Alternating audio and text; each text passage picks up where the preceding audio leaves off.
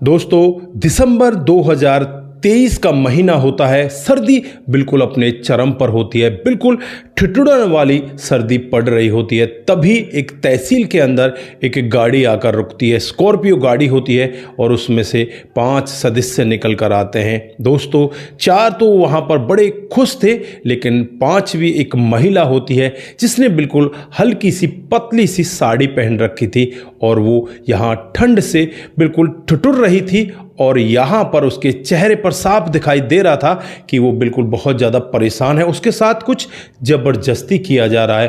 दोस्तों, दरअसल यहाँ पर वो महिला अपनी 2 बीघे ज़मीन को बेचने के लिए आई थी और ये लोग जो खुश थे ये उस ज़मीन के खरीदार होते हैं। तभी एक फोटोग्राफर के पास ये फ़ोटो खिंचवाने के लिए चले जाते हैं और वहाँ पर जब फोटोग्राफर इस महिला को देखता है तो बस देखता ही रह जाता है। उसके बाद जो यहाँ पर होता है कभी किसी ने सोचा भी नहीं था। दोस्तों, क्या था पूरा मामला? अगर आप लोग भी पूरे मामले को डिटेल से जानना चाहते हैं तो वीडियो को जरा सा भी स्किप ना करें, लास्ट तक वीडियो को जरूर देखिएगा। आगे बढ़ने से पहले हमारी वही रिक्वेस्ट कि जो हमारे चैनल के साथ नए हैं कृपया करके चैनल को फॉलो कर लें, बेल आइकन को जरूर प्रेस करें। नमस्कार, जय हिंद। आप देख रहे हैं APH न्यूज राहुल रावत के साथ। दोस्तों, आज की जो हकीकत की घटना आप लोगों को बताने जा रहा हूं, उत्तर प्रदेश में एक जिला पड़ता है संत कबीर नगर और उसी जिले के अंदर एक तहसील होती है खलीलाबाद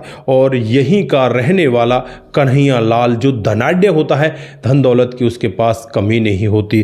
दोस्तों, 9 दिसंबर 2023 सुबह के करीब 10:30 पौने 11 बजे का वक्त रहा होगा जब कन्हैया लाल अपनी पत्नी पूनम और अपने एक सहयोगी जीतराम और अपने ड्राइवर सूरजपाल के साथ एक महिला को साथ में लेकर आते। महिला का नाम उर्मिला होता है, उम्र यही करीब 26 साल होती है। दोस्तों, जब ये महिला तहसील के अंदर पहुंचती है तो वहां तहसील को देखकर अपनी आंखें नम कर लेती है, आंखों को भर लाती है। फिर ये एक वकील के पास जाते हैं। वकील इनसे कहने लगते हैं कि इनके 4 फोटोग्राफ्स जल्दी से करा कर ले आइए। दोस्तों, जो खरीदने वाली होती है ज़मीन को उसका नाम पूनम होता है और जो बेचने वाली होती है उसका नाम उर्मिला होता है। अब यहाँ पर ये दोनों के दोनों एक नज़दीकी CSC सेंटर टाइप एक व्यक्ति बैठा होता है, वहाँ पर उसके पास फ़ोटो खिंचाने के लिए चली जाती हैं और जहाँ वो काम कर रहा था उस लड़के का नाम होता है प्रेम सागर, उम्र यही करीब 26 साल होती है। दोस्तों, ये 26 साल का लड़का इनका फ़ोटो बनाने लगता है और जो पूनम होती है कहती है फटाफट फ़ोटो खींचो। पूनम पहले अपने फ़ोटो खिंचा लेती है और यहाँ इस लड़के से कहने लगती है कि बड़े अच्छे से फ़ोटो खींचना क्योंकि ये ज़मीन के कागजात हैं, ये मेरे नाम होगी और इस पर मेरा फ़ोटो साफ आना चाहिए। दोस्तों, यहाँ पर प्रेम कहता है कि ठीक है मैडम, बड़े अच्छे तरीके से खींचूँगा। उसके बाद यहाँ पर जो दूसरी महिला होती है जिसने बिल्कुल साड़ी पहन रखी थी, ठंड से ठिठुर रही थी, वो यहाँ पर फ़ोटो खिंचाने लगती है। जैसे ही अपने मुंह से जो उसने डाटा टाइप लगा रखा था उस पल्लू को हटाती है तो इस महिला को देखकर ये लड़का देखता ही रह जाता है और ये लड़का यहाँ पर इससे कहने लगता है कि तुम उर्मिला हो ना? तो ये उर्मिला कहती है कि हाँ मैं उर्मिला हूँ, लेकिन तुम मुझे कैसे जानते हो? दोस्तों, ये लड़का बताता है कि जब तुम +2 में पढ़ा करती थी तो मेरे ही साथ में पढ़ती थी। दोस्तों, अब यहाँ पर उर्मिला की तरफ ये लड़का देखने लगता है और कहने लगता है कि तुम परेशान सी दिखाई दे रही हो, तुम्हारे साथ में हुआ क्या है, तुम्हारा जीवन कैसे बीत रहा है? तो ये उर्मिला बताने लगती है कि मैं परेशान इस वजह से हूँ, मेरा जो पति है वो शराबी था, नशेड़ी था और नशे और शराब के चक्कर में आधा किला तो वो पहले इन लोगों को बेच चुका है और अब उसकी मौत हो गई है। मौत होने के बाद ये लोग उस ज़मीन को मेरे नाम उतरवा देते हैं और उसके बाद आज ये इस ज़मीन को अपने नाम करवाने के लिए आए हैं, जबकि मुझे पता ही नहीं उसने कितना कर्जा लिया है। ये लोग कह रहे हैं कि 10 लाख रुपए उसके ऊपर कर्जा है। अब मैं क्या ही करूं, मेरे पास तो बस वही एक सहारा है और उसे भी ये लोग छीन रहे हैं। तो यहाँ पर ये प्रेम सागर पूछने लगता है कि तुम्हारे घर परिवार में तुम्हारा कोई जेठ, देवर, कोई काका, ताऊ कोई है? तो वो कहती है कि नहीं नहीं, कोई भी नहीं है। मेरे घर में बस एक मेरी बूढ़ी सास है, वही रहती है, उसका जैसे तैसे गुजारा चल रहा है। हम लोग मिलजुल कर वहाँ पर जैसे तैसे करके अपने कामकाज को चला रहे हैं। दोस्तों अब यहाँ पर जो प्रेम सागर है वो कहने लगता है कि तुम इस ज़मीन को क्यों इनके नाम करना चाहते हो, तुम इनके नाम करो ही मत। तो यहाँ पर वो कहती है कि ऐसा भला कैसे हो सकता है, मैं इनके नाम ना करूँ। इतनी ये बातें कर रहे थे तभी वहाँ पर जो पूनम है वो आ जाती है और पूनम यहाँ पर शोर मचाने लगती है, इस लड़के को कहने लगती है कि तुम्हें इतनी देर में फ़ोटो नहीं बनाने आते, क्या कर रहे हो तुम, जल्दी से फ़ोटो दे दो। दोस्तों यहाँ पर आनन फानन में ही वो फ़ोटो दे देता है और फ़ोटो ले जाकर जब वो वकील के पास पहुंचती है तो वहां जाकर देखती है उर्मिला के 2 ही फ़ोटो हैं। उर्मिला के 4 फ़ोटो चाहिए थे, लेकिन अब यहाँ पर वापस पूनम इसके पास आती है और कहने लगती है कि तुम्हें काम करना आता ही नहीं, तुम्हें पैसे देने की भी कोई ज़रूरत नहीं, तुम्हें तो पैसे देने ही नहीं चाहिए। दोस्तों यहाँ पर ये लड़का कहता है कि मैडम हुआ क्या है, मुझे बताइए तो सही। वो कहती है कि उर्मिला के 4 फ़ोटो खींचने थे, तुमने 2 फ़ोटो क्यों खींचे हैं, बाकी 2 फ़ोटो कहाँ हैं। वो कहता है कि मैडम 2 मिनट दीजिए, मैं अभी बना देता हूँ। और जैसे ही वो अपने कंप्यूटर को चलाने लगता है वो कहता है कि मैडम वो फ़ोटो तो मेरे से डिलीट हो गए, अब एक बार उर्मिला को भेज दीजिए और मैं उसके फ़ोटो बना देता हूँ। दोस्तों यहाँ पर अब उर्मिला को ना चाहकर वो भेज देती है। उर्मिला जब यहाँ पर आती है तो ये लड़का यही कहता है कि आज के लिए तुम इस रजिस्ट्री को टाल दो, बस आज के लिए तुम्हें टालना है, बाकी मैं देख लूँगा। तो यहाँ पर उर्मिला कहती है कि आप क्या देख लोगे, ये बहुत दबंग लोग हैं, ये ज़बरदस्ती करेंगे, मेरे घर जाकर मेरी बूढ़ी जो सास है उसे परेशान करेंगे, इनका कोई भरोसा नहीं है। यहाँ पर वो लड़का कहता है कि तुम्हें टेंशन लेने की ज़रूरत नहीं है, बस तुम आज के लिए इस रजिस्ट्री को टाल दो। उसके बाद फ़ोटो खींचकर जब ये लोग रजिस्ट्रार के सामने जाने लगते हैं, उससे पहले वकील की जो शॉप होती है उस पर जाकर बैठ जाते हैं। उर्मिला भी कुर्सी लेकर बैठ जाती है। तभी वहाँ पर एकदम से चक्कर खाकर उर्मिला ज़मीन पर गिर जाती है।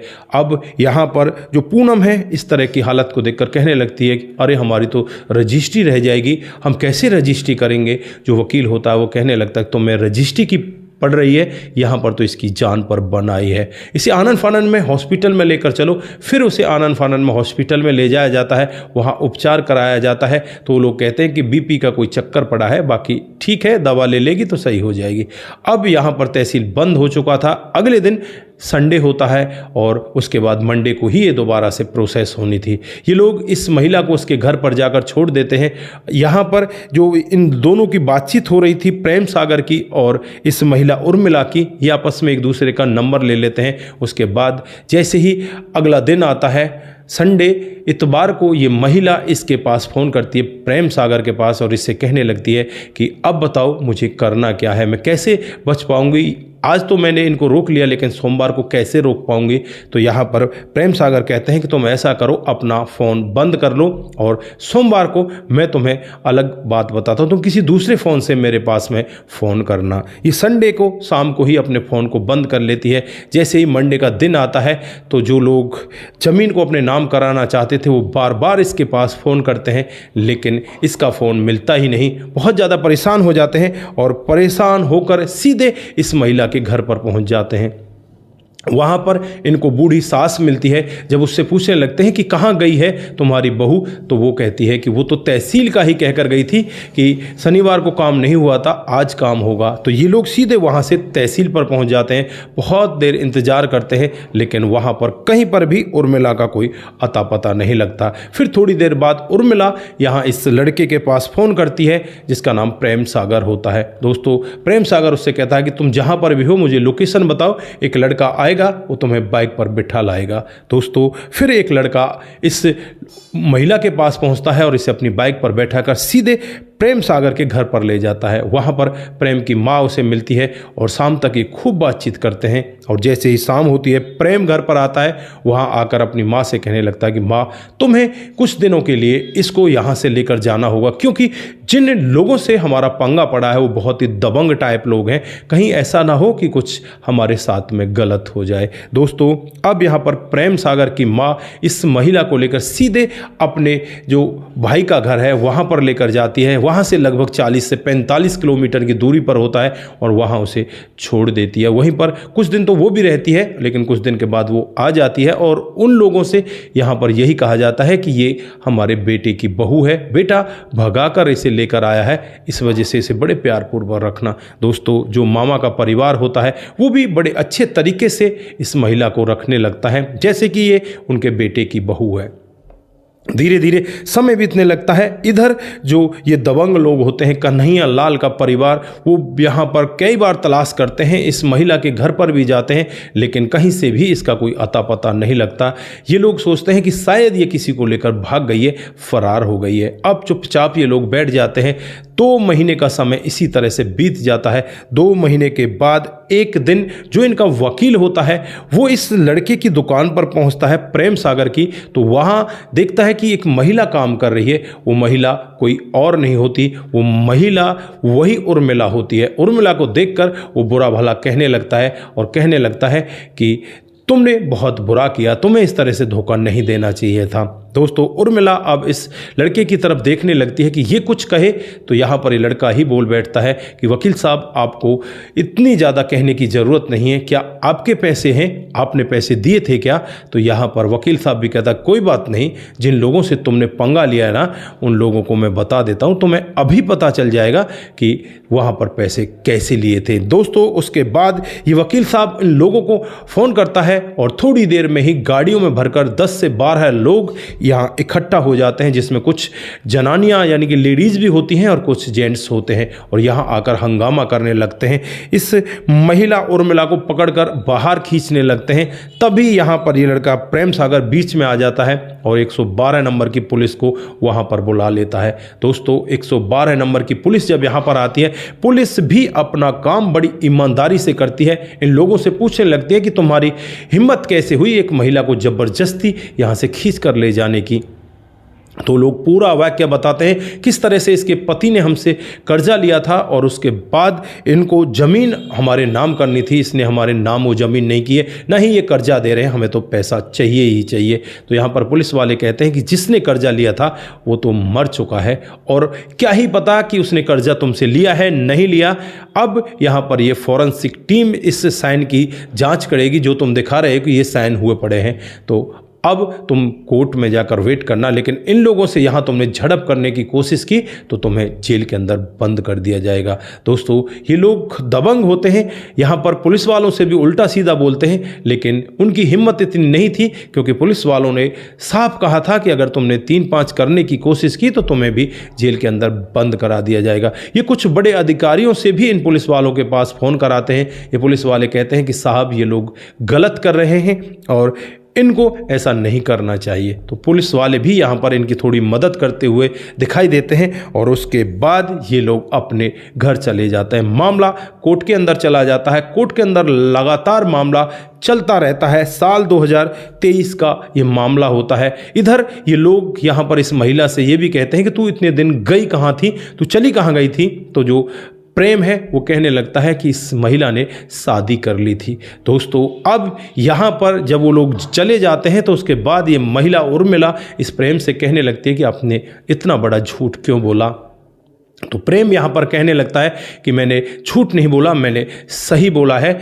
अगर आप चाहो तो अब भी शादी कर सकती हो, मैं आपसे शादी करने के लिए तैयार हूँ। दोस्तों, अब यहाँ पर उर्मिला उसकी तरफ देखती है और उसके गले लिपट जाती है, कहने लगती है कि आप जैसा अगर मुझे जीवन साथी मिलेगा तो मेरे जीवन धन्य हो जाएगा। दोस्तों, उस दिन के बाद से ये बड़े आराम से रहने लगते हैं। धीरे धीरे समय बीतने लगता है और समय के हिसाब से दोनों घर वालों की रजामंदी के हिसाब से ही इन दोनों की मंदिर में शादी करा दी जाती है। दोस्तों, अब इनके जीवन में किसी भी तरह की कोई कमी नहीं है। उर्मिला हर दिन इस लड़के के साथ यहाँ इसकी दुकान पर काम कराने के लिए आती है और इनका जीवन बड़े बेहतर तरीके से कट रहा है। दोस्तों, हाल फिलहाल यानी 3 मई 2026 को जो उर्मिला है एक बेटे को जन्म देती है और उस बेटे के जन्म से ये पूरा परिवार खुशियों से झूम जाता है। तो दोस्तों, ये रही आज की एक छोटी सी कहानी। आप लोगों को कैसी लगी? अगर आपको जरा सी भी प्रभावित करती है, जरा सी भी अच्छी लगती है तो दोस्तों के साथ जरूर साझा करके जाएं। दोस्तों,